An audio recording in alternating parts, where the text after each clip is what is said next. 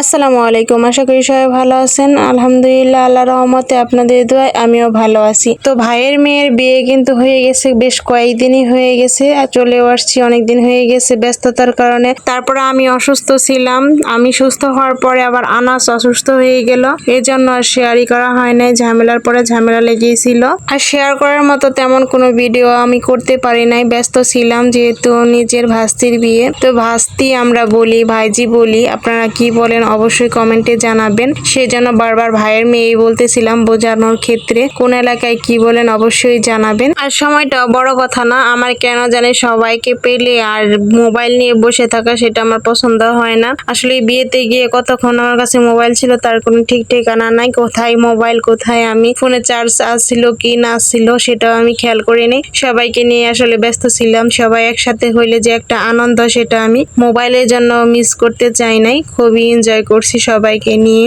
আর বড় কথা হচ্ছে আমার যে ভাস্তির বিয়ে, সে খুবই একটা ইসলামিক মাইন্ডের একটা মেয়ে, খাস পর্দা করে, সেরকম ভাবে আসলে কোনোভাবে ভিডিও করার অনুমতি বা ইচ্ছা কোনোটাই আমার ছিল না। তো সেই জন্য আর ওরকম কোনো ভিডিও আমি করতে পারি নাই, করি নাই। তো যেটুক না শেয়ার করলেই নয়, সেইটুকুই আপনাদের সাথে ছোট ছোট ক্লিপ নেওয়া ছিল, সেগুলাই আজকে শেয়ার করতেছি। তো এটা গায়ে হলুদের দিনের ভিডিও। এটা ছেলে মেয়ের জিনিসগুলা ছেলের বাড়ির লোকের কাছে আর মেয়ের বাড়ির লোকের কাছে আদান প্রদান করা হচ্ছিল আর কি। আমি সেরকম কোনো ভিডিওই নিইনি। এই তো এখানে আনাস খুব এনজয় করতেছিল। আনাস তো খুব সব বাচ্চাদের পেয়ে খুবই আনন্দ করতেছিল, যেহেতু অন্য কেউ নাচানাচি আর করার মানুষ নাই, সেহেতু একাই মাতিয়ে রাখছিল বাড়িটা। আর ফ্যামিলি প্রোগ্রাম গুলাতে হয় কি, অনেক দিন পর সবাই মিলে একসাথে হওয়া যায়, আর অন্য সময়গুলাতে কিন্তু সবাইকে একসাথে পাওয়া কখনোই যায় না, কারণ একজন আসলে আরেকজন আসে না, এরকমই হয়।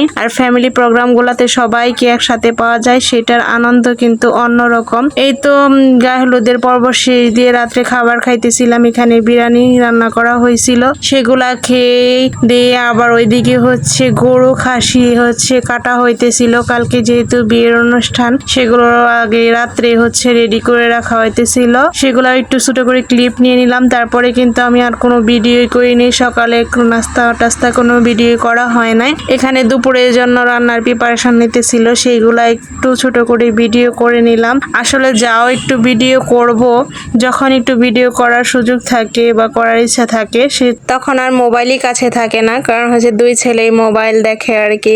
আনাস তো কোথাও গেলে খুবই বিরক্ত করে, তখন মোবাইল একটু দেখিয়ে তাকে রাখা যায় আর কি, তৃতীয় কোনো অপশন থাকে না। তো দুপুরে অর্ধেক খাওয়ার সময় মনে হলো একটু ভিডিও করি, তো রোস্ট দিয়ে প্রায় আবার খাওয়া শেষ। এই তো একটু কালা ভুনা নিয়ে নিলাম, তারপরে দই খাবো একটু।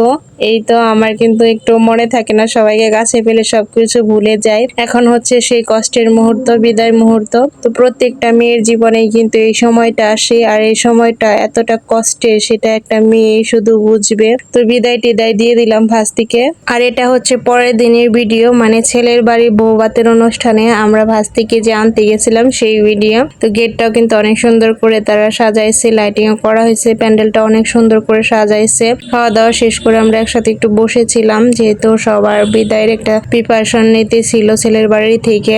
আনাসও খুব এনজয় করতেছিল, তাও কিরো খুব এনজয় করতেছিল। সবাইকে পেলে তো বাচ্চারা এমনিতেই অনেক খুশি হয়ে যায়। তো স্টেজটাও কিন্তু অনেক সুন্দর করে সাজানো হয়েছিল, খুবই ভালো লাগছে আমার কাছে, খুবই লাইটিং করছে, ফুল দিয়ে অনেক সুন্দর করে সাজাইছে তারা, খুবই ভালো লাগতেছিল। আমরা অপেক্ষা করতেছিলাম তারা কখন আমাদের সবাইকে বিদায় দিবে, সেই জন্য। তো আনাস খুব মজা করে বসেছিল, মোবাইল দেখতেছিল, আবার সবার সাথে একটু একটু খেলা করতেছিল। এই তো সব মিলে আমার ছোট্ট একটা ব্লগ আপনাদের কাছে কেমন লাগলো অবশ্যই জানাবেন। আর আমরা ভাস্তির জন্য, তার হাজবেন্ডের জন্য সবাই দোয়া করবেন, তারা যেন অনেক সুখী হয়, তাদের জীবনে কোনো কষ্ট না আসুক, সেই দোয়াই সব সময় করি। সবাই ভালো থাকবেন, সুস্থ থাকবেন, আমাদের জন্য দোয়া করবেন। আল্লাহ হাফেজ।